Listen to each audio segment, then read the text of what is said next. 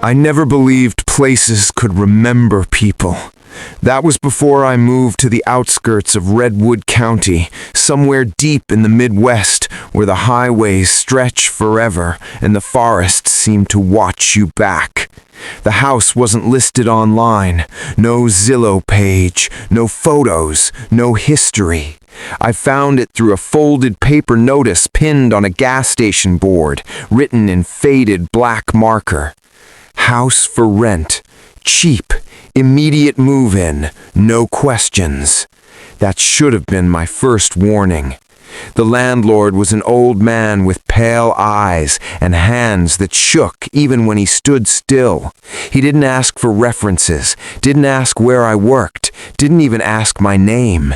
He just slid the keys across the table and said, "If you hear it calling, don't answer." I laughed nervously, waiting for him to smile. He didn't. The house sat alone at the end of Hollow Ridge Road. No neighbors, no streetlights, just trees, tall, dense, and silent. Inside, the house felt wrong. Not broken, not dirty, just heavy, like the air had weight. The first few nights passed without incident. I slept poorly, but blamed the new place. Old houses make sounds, pipes expand, floors creak. That's what I kept telling myself, until the whispers began. Not voices at first. Breathing, right next to my bed.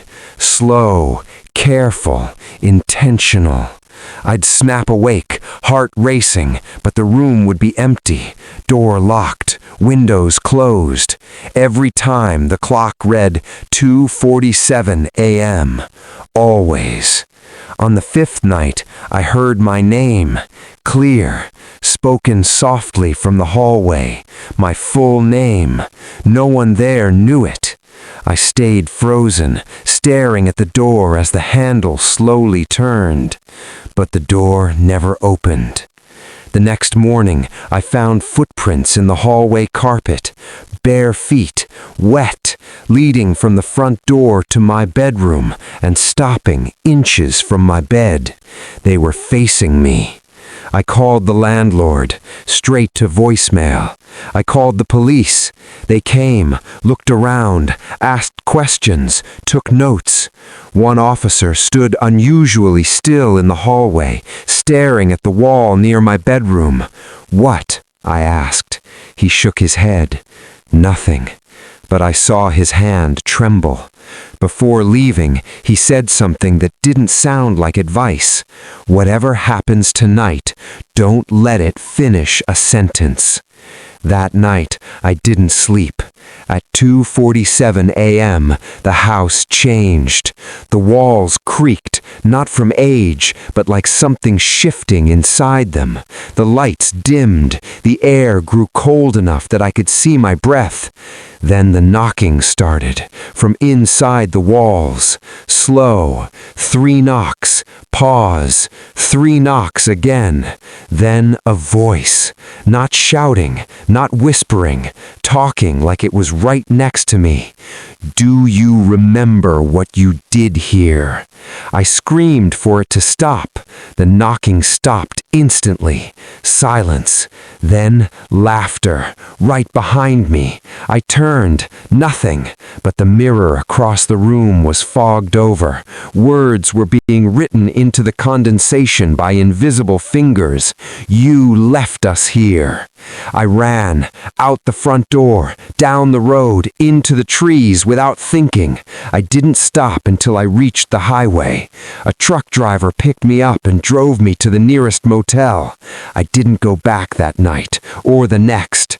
On the third day, I convinced myself it had been stress, sleep deprivation, fear feeding on itself. I went back in daylight. The house looked normal, too normal. No footprints, no fogged mirror, no writing. But something was different. There were photographs on the wall. They hadn't been there before.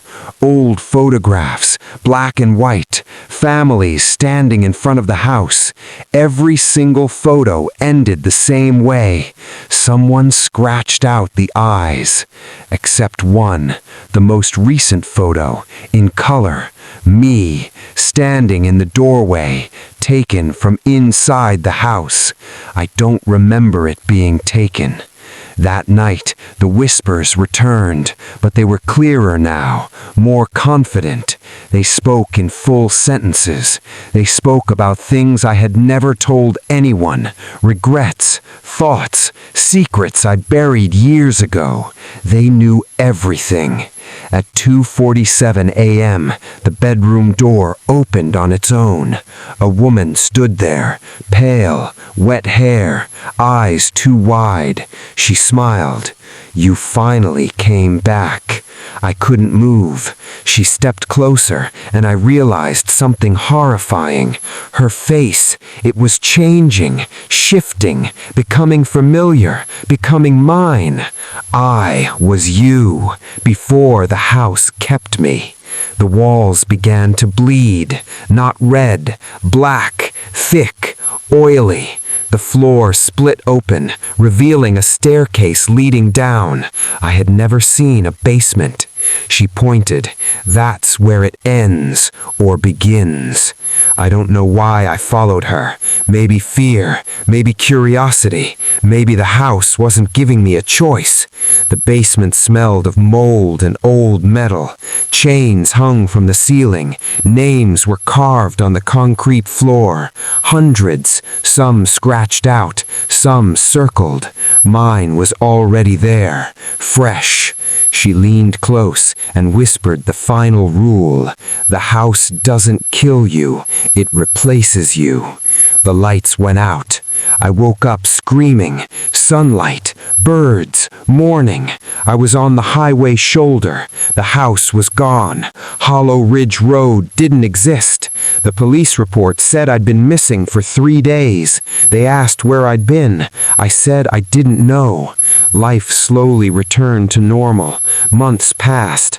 Then one night, at 2:47 a.m., my phone buzzed. A notification, a new listing, house for rent, cheap, immediate move-in, attached photo, a familiar house, and in the window, someone standing, smiling, wearing my face.